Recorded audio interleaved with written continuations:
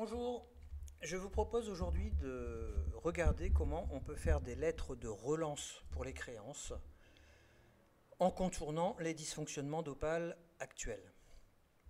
Nous allons pour cela utiliser les fonctions de publipostage de Word et d'Excel.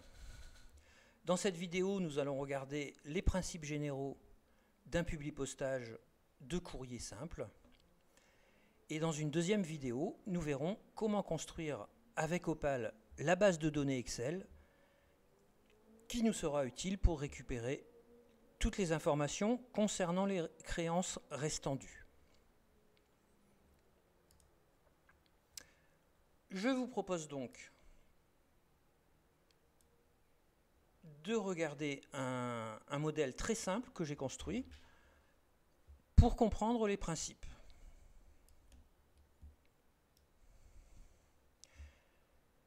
Il faut deux choses principales. Un document Word, qui est le modèle du courrier que je vais envoyer à chaque famille, et un fichier Excel qui va contenir toutes les informations, le nom de l'élève, le nom du responsable, son adresse, et le montant qui est encore dû. Regardons pour commencer la lettre modèle que j'ai fait toute simple avec une en-tête de lycée qui peut comprendre bien sûr un logo, le lieu, la date d'envoi du courrier, et ici je vous ai mis en orange toutes les zones qui vont devoir changer à chaque nouveau courrier. Donc bien sûr, les coordonnées du responsable, son adresse, l'objet lui restera toujours le même, donc je l'ai laissé en noir. La civilité va changer, puisqu'on peut avoir monsieur ou madame, en espérant qu'on trouve cette donnée dans les fichiers. Sauf erreur de ma part, vous restez redevable de la somme de 118,80 €. Donc bien sûr, cette somme va changer à chaque famille, à chaque élève. Concernant les frais de demi-pension de l'élève, son prénom et son nom, bien sûr, ça va changer également à chaque fois. Dans ce paragraphe, rien ne change. Je vais même le mettre en justifié. Et enfin, encore une fois, la civilité du responsable dans la formule de politesse. Voilà, donc rien de bien compliqué jusqu'ici. Et bien sûr, vous devinez déjà que toutes ces données qui sont en orange ici et qui vont changer, je vais les trouver dans des lignes différentes d'un tableau Excel. Si mon tableau fait 10 lignes, j'aurai 10 courriers, ça veut dire que j'aurai 10 créances élèves. Si mon tableau fait 100 lignes, j'aurai 100 courriers, puisque j'aurai 100 créances à réclamer à 100 familles différentes. Donc voilà pour le document Word. Je vais le fermer.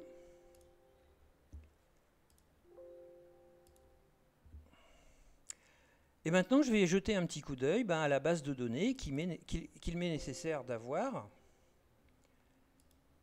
pour que je puisse générer mes X courriers de relance. Donc, dans la première ligne de ce fichier, je vais avoir ce que j'appelle les noms des champs. Les champs, c'est un peu le nom des variables. Par exemple, j'ai le nom de l'élève, et puis en dessous, j'ai mes noms d'élèves, les prénoms élèves, les classes, les civilités des responsables, les noms des responsables, leurs prénoms, l'adresse 1 du responsable, l'adresse 2, c'est la deuxième ligne d'adresse éventuellement, le code postal, la ville du responsable, et enfin, bien sûr, la dette. Donc ici, rien de compliqué.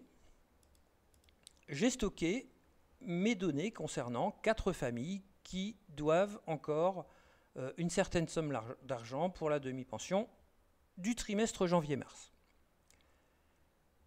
Bien sûr, vous comprenez maintenant que le but de la seconde vidéo, ça va être, grâce à Opal, de construire le fichier Excel, qui ressemblera bien sûr à celui-là, qui va rassembler le nom des vrais élèves, le nom de leurs responsables, leur adresse, et puis bien sûr la dette qu'ils ont le jour où je vais effectuer ce publipostage.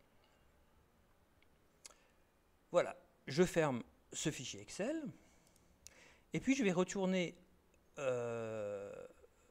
dans mon modèle de lettres, puisque il y a un moment où je vais devoir dire à Word, eh bien à cet endroit-là, tu ne vas pas me mettre monsieur par exemple, mais tu vas me mettre le champ qui s'appelle civilité et qui se trouve dans le fichier Excel base de données. Pour ce faire, je vais aller dans le menu de Word qui s'appelle Publipostage, démarrer la fusion et le publipostage. Le plus simple, c'est d'aller dans l'assistant fusion et publipostage pas à pas. Dans la première étape, je vais signifier à Word que je veux faire des lettres, puisqu'il faut savoir aussi qu'on peut aussi faire du publipostage en message électronique. On peut imprimer des enveloppes, imprimer des étiquettes, ou encore d'autres types de documents. Ici, je veux faire des lettres simples en A4. Je clique sur l'étape suivante. Je vais utiliser le document actuel que j'ai ici, bien sûr, pour faire ce travail. Étape suivante. Je vais utiliser une liste existante, puisque j'ai déjà créé mon fichier Excel qui contient mes données. Donc ici, en cliquant dans Parcourir, je vais pouvoir dire à Excel quel fichier, dire à Word, pardon, quel fichier Excel je veux utiliser pour effectuer ce publipostage. Donc, dans mon exemple, j'ai stocké ça dans Publipostage pour Opal, voilà. Et c'est donc le fichier qui s'appelle base de données que j'ai ouvert tout à l'heure. Je lui dis aussi quel est l'onglet du document Excel que je veux utiliser pour ce travail. Là, en l'occurrence, c'est dans ma première feuille. Et voilà, il me donne un petit aperçu de ce fichier Excel. Effectivement, ce sont bien les données que j'y ai stockées. Je clique sur OK. Étape suivante. Eh bien ici, rien de particulier. Je fais encore un clic pour arriver à l'étape 5.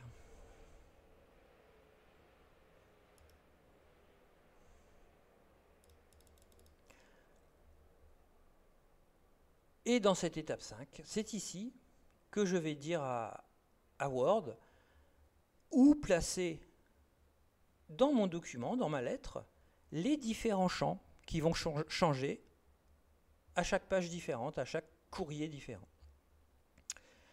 Donc par exemple, je ne vais pas mettre monsieur, bien sûr. Ici, à cet endroit-là, donc j'y mets bien le curseur. Je vais dire à Word, insère un champ de fusion qui s'appelle civilité responsable. C'est les titres de mes colonnes du fichier Excel. Donc civilité responsable.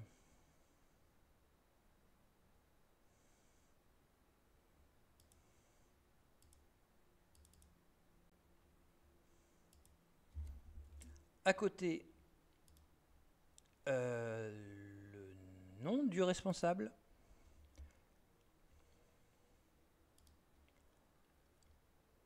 Et encore à côté, je fais un espace, le prénom du responsable. Alors vous voyez qu'ici, Excel, maintenant, il met le nom des champs entre guillemets. Et donc, je vais faire la même chose, aux lignes en dessous, en mettant l'adresse 1, l'adresse 2, les deux lignes d'adresse, le code postal à côté, la ville. Ici, la formule de la civilité du responsable. Ici, tiens, j'ai oublié de mettre le champ qui s'appelle dette. Voilà. Concernant les frais de demi-pension de l'élève, prénom, élève, non élève. Voilà, ici j'ai remis la civilité responsable et a priori, j'ai remplacé toutes les zones variables par le nom des champs du fichier Excel. je vais remettre tout en noir, hein, c'était juste par souci pédagogique que j'avais mis en orange les zones variables. Ici, maintenant, je vais tout remettre en noir pour avoir un courrier plus propre. Voilà. Et une fois que j'ai fait ça, dans le menu Publi Postage, eh bien, je peux demander à Word, au lieu de nom des champs, de me remplacer les noms des champs par les lignes suivantes. La première dette, M. Caboche-Grégoire, son adresse, pour l'élève Franck Caboche. Et puis si je veux, vous voyez ici, ben, j'ai le premier enregistrement, je peux demander le deuxième enregistrement, voilà, la famille suivante, le troisième, etc. Et puis comme ça, je peux regarder un petit peu si tout s'affiche correctement. Et je vois par exemple ben, que la somme, vous voyez quelquefois, la somme s'affiche très bizarrement. Et là, il va falloir que je fasse ce qu'on appelle un format d'affichage. Sur ce champ, je vais cliquer avec le bouton droit et demander de basculer le code du champ. Et dans le code de ce champ, eh bien, je vais rajouter des petits symboles un petit peu ésotériques.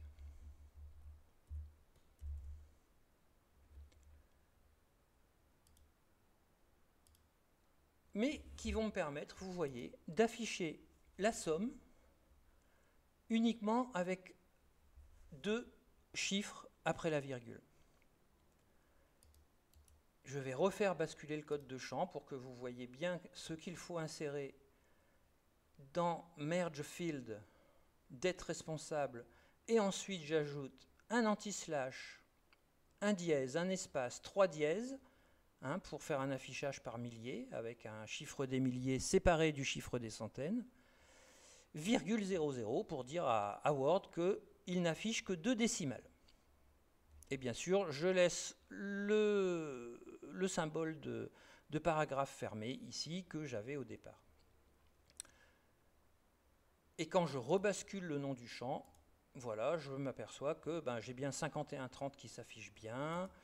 110,80, vous voyez qu'il a ajouté un 0. Tout à l'heure, j'avais que 110,8. Donc, tout va pour le mieux. À chaque fois, mes dettes s'affichent bien au format monétaire qu'on a l'habitude d'utiliser en France.